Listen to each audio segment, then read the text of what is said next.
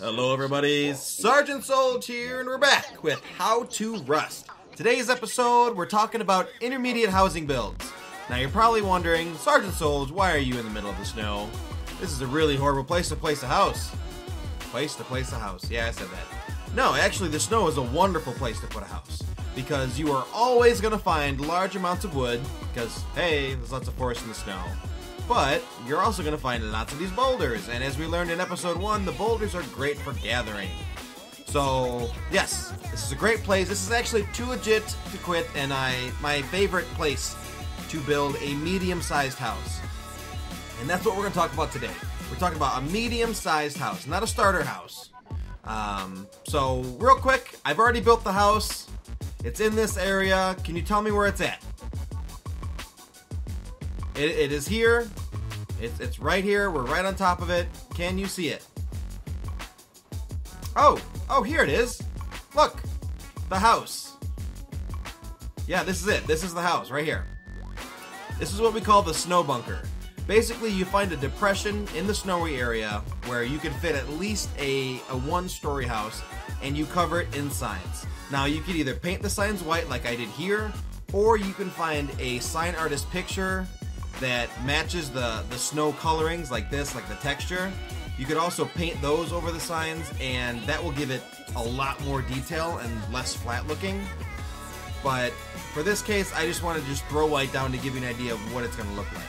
Now you're going to need to use all the signs. So most of these are huge signs. And then randomly throughout here, you might find some smaller ones. But around the entrance is where I used a large and some smalls. I think I got a medium down here somewhere.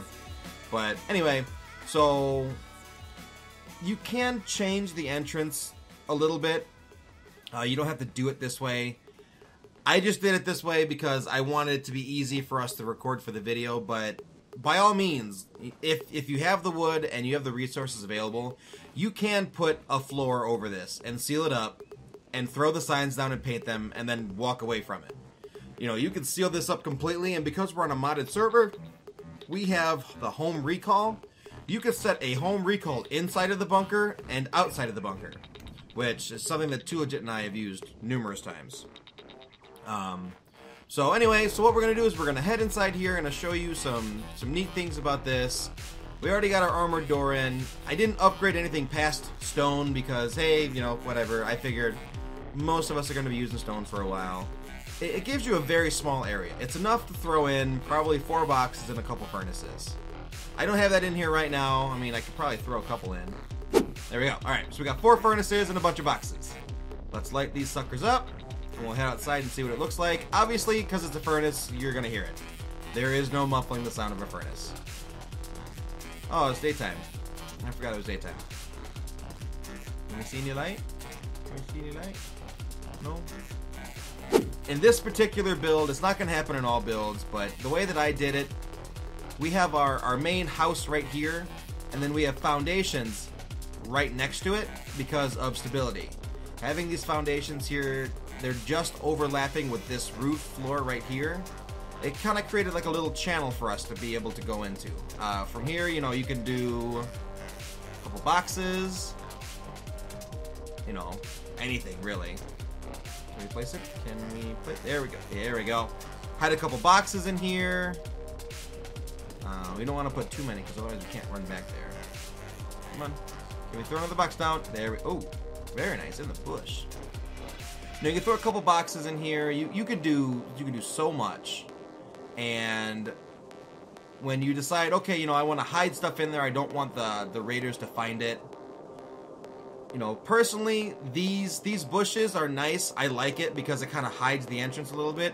But you can't guarantee that they're going to be here when the server restarts, because a lot of times stuff like that disappears when you build over it. So if you're lucky and you have enough space, you might be able to build a wall.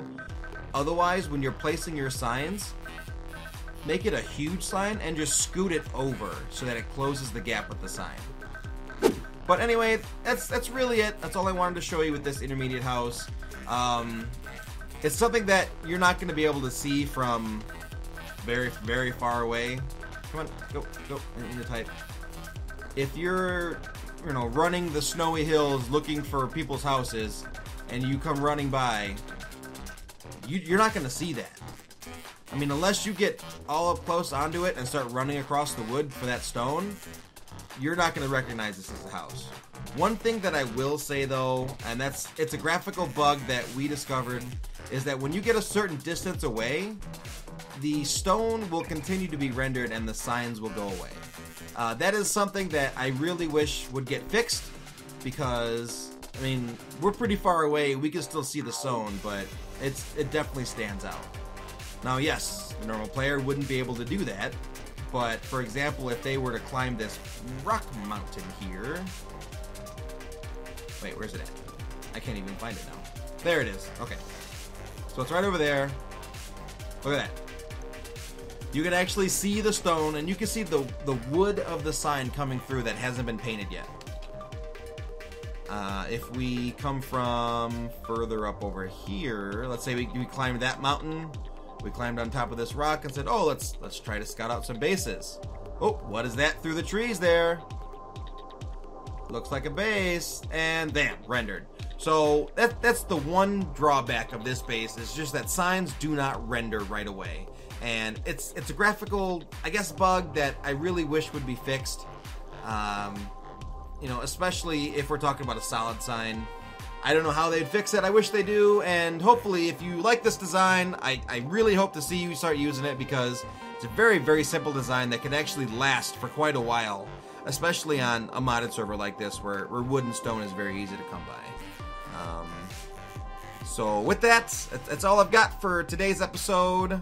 We're going to be putting out some more intermediate type houses here pretty soon, and then eventually we're going to start going into your larger medium-sized to full-size clan houses. And these can be either one big mansion, one big cube, one big circle.